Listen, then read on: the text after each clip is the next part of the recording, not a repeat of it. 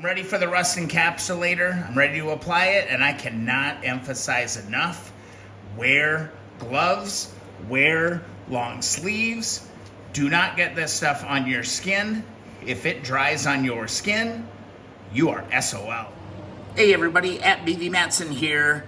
We're gonna take rusty spots that look like that and turn them into rust protected pieces that look like that.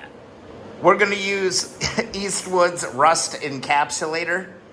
This is messy stuff, but here's how you do it. The goal is to treat this entire frame and underbody before I undercoat or re-undercoat stuff.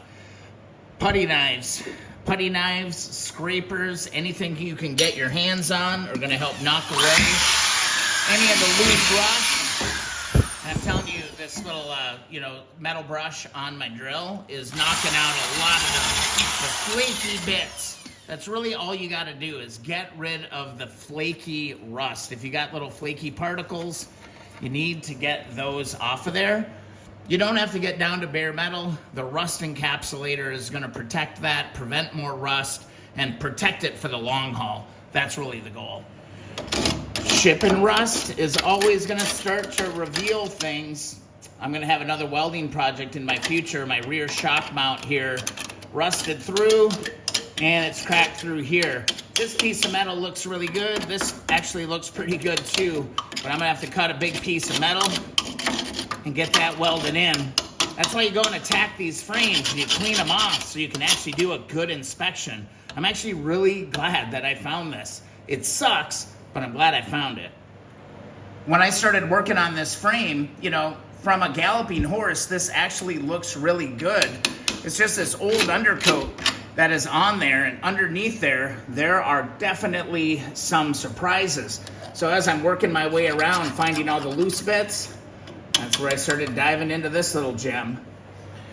So again, with the Rust Encapsulator, you're just trying to get rid of any flaky bits. So spend your time, do your due diligence, get in here, and if you see flaky rust, attack it with vengeance. Once you knock off all the flaky stuff, go ahead and use like a 220 sandpaper. And what you want to do is you want to scuff up the entire area that you're going to treat. Scuff it up really, really nice.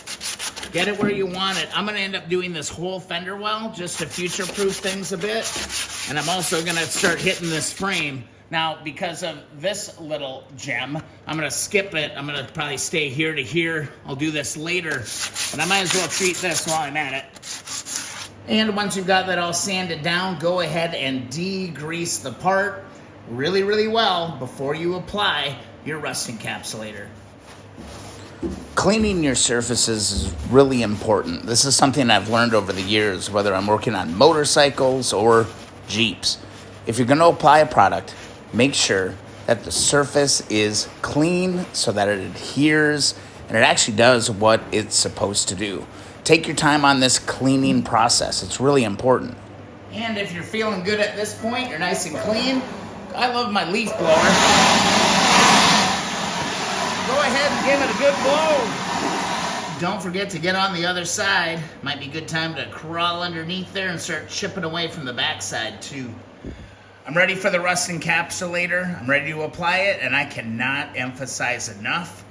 Wear gloves, wear long sleeves. Do not get this stuff on your skin. If it dries on your skin, you are SOL. It's staying there for life. Not life, but this stuff is tough to get off, so wear gloves.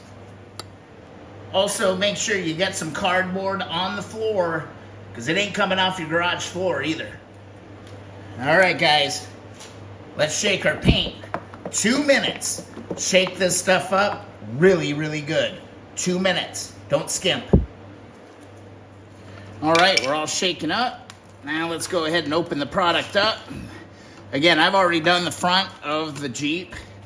This stuff actually goes a really long ways. I was impressed with how far it went. To do the front end of my Jeep, it only took a little bit of this paint, or of this Rust Encapsulator, and the stuff goes on really, really smooth, and it goes a long way. All right, let's just start laying it on. I'm gonna really dab it in nice and thick on some of these rusty areas. And you're also gonna wanna get underneath some of this stuff too. So you're gonna wanna reach back. You're gonna be going back and forth quite a bit. I also recommend just get yourself some cheap brushes. I tried to clean my brushes. No bueno, man, this stuff was really hard to get out of my brushes. You can paint this stuff over paint. You just need to make sure that you scuff it up first.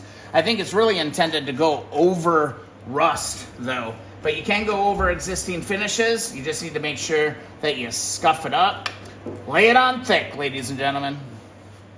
If you don't have like serious rust present, I suppose you don't have to cover it up, but here I definitely have some rust starting, so I'm gonna get pretty aggressive with it in this space.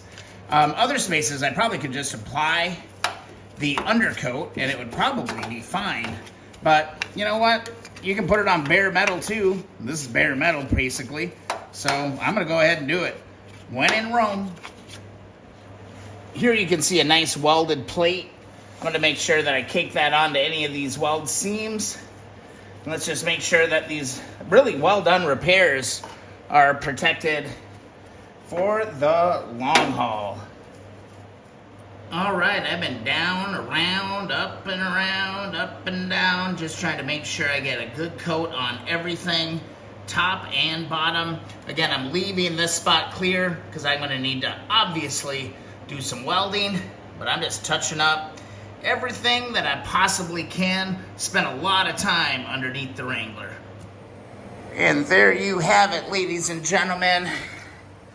All the way down, both sides. We gotta fix that. But moving all the way through, all the way to the back. Eastwood Rust Encapsulator to protect this frame for the long haul. Prep matters. Take your time, get all that loose rust off. Ugh. One more project down. Still a long ways to go.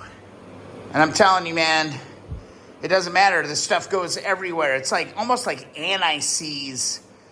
Only anti-seize comes off. This doesn't. I gotta wash my hands, get this off ASAP. So there you go. I think it's a good deal. I think this was worth the effort. I hope you enjoyed the video. If so, be sure to subscribe. Also, go get yourself a free sticker. If you made it this far, you deserve it. Go to keeponwrenching.com. Request your free sticker. And go find us on Facebook, the Keep On Wrenching Community Group. I'm happy with this. I like this. I feel like I've done my due diligence. But I'm going to have to deal with that. We'll see you in the next video.